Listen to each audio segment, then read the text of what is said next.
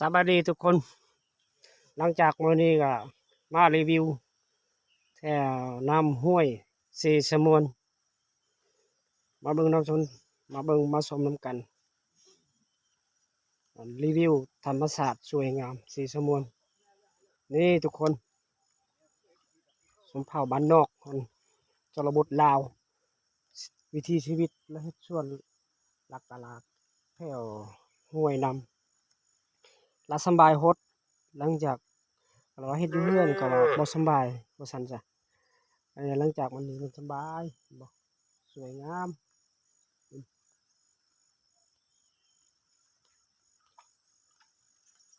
อืม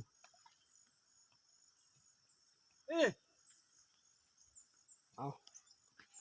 สบายดีทุกคน ไม่เข้าใจกี่ตามไป มาแล้วเด้อนี่ทางเขาไฟให้ไฟหน้านี่ล่ะ FC ก็คอแห้วแล้วมื้อนี้หั่นหลังจากมื้อนี้ก็กินเหล้าหมดมื้อแล้วคอแหบนี่วิถีชีวิตของชนเผ่ามังกรเฮ็ดสวนเฮ็ดหลายบ่อนนี่เอามาเบิ่งมาชมนำกันเบิ่งเขาปลูกผักนี่มันมันสำปะหลังอันนี้ล่ะ